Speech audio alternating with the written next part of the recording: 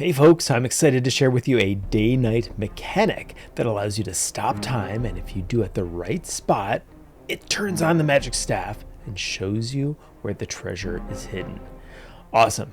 We're going to go over all the steps to create this in the next 6 minutes. So let's jump in and get started.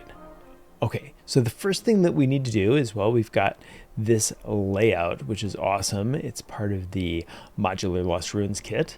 And what we need to do is get the sky ready. So if there's anything that's part of the included sky here, we're going to get rid of it, especially the stuff that's related to lights. So I'm going to delete these. And now that those are gone, we're going to go into settings and plugins, and we're going to type in day, and that's the day sequence. So we've got to activate that if you haven't activated it. I also want to point out, if you need specific geolocation information, you can use the sun position calculator. I'll put a link into the notes below for that. But let's move in with the day sequence. So to get a day sequence, you just go up here. I'm going to type in sun, and we'll drag out a SunMoon day sequence. And let's take a look at the interface a little bit. What I really like about this plugin is it's got this time day preview, and you can just scrub along this slider and you get to see the daylight shift. And what are the other settings that we can look at? There's the day length and the time per cycle. So the day length is 24 hours. The time per cycle is how long it takes to get through that time. So right now it's set to 5 minutes. I set it for 24 seconds. So essentially it's 1 second per hour. The settings inside the moon component allow you to adjust how much light exists at night. And essentially it's sort of giving you a moonlight. What else? There's additional checkboxes for turning on volumetrics inside here. And you can also modify how the clouds will appear in your sky by going down into the volumetric cloud component. Back at the root of the SunMoon day sequence actor, we'll change the time per cycle to 24 seconds. And now let's just test this. Oh, look at the time just fly by. Look at those shadows. I love that. Okay. This looks so much better now that we have Lumen enabled. And let's see, we can see some of the stars coming out.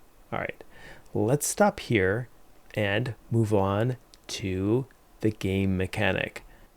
In addition to just the plugin, I dragged in a day sequence modifier volume. And so what can this do? Well, one of the things that I used it for was specifically setting the day night cycle to a specific time while I was inside that volume. In addition, I want to point out at the top, once the plugin's turned on, there's a time of day setting that you can adjust. So we're going to start inside that volume, and then when we walk out of the volume, then we change the time. In addition to the staff, we'll need a trigger volume, which will trigger the time dilation effect.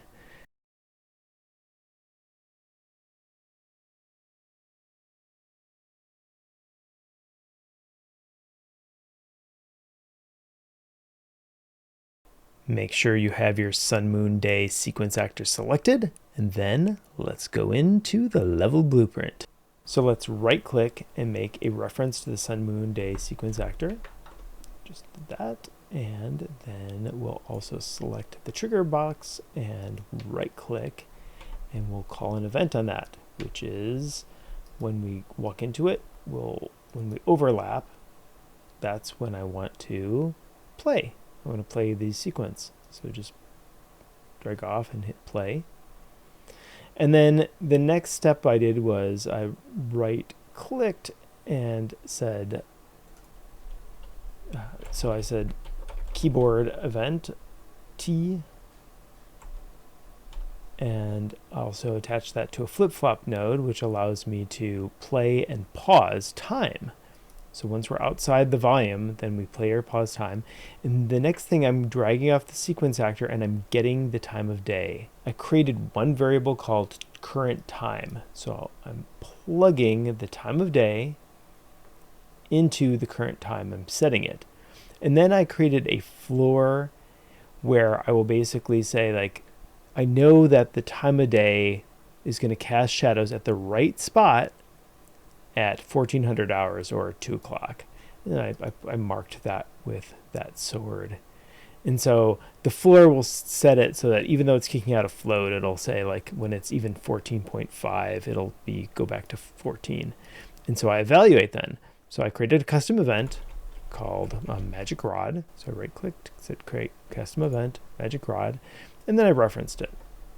And so now if we actually achieve 14 on the time, and then the magic rod basically just reveals all this magic here. So what is it revealing? There's a pipe that has some animated textures on it. It's got some particle systems, blue light, and also it modifies the scalar parameter on the material. Okay, so that's really pretty much it.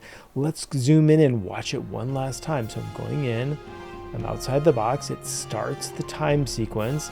There it is, time's traveling. And hit the T key, and there it is. Awesome. Love that sequence. It reminds me of Indiana Jones and, of course, also recent Fortnite. So thanks so much for watching. We'll see you in the next video.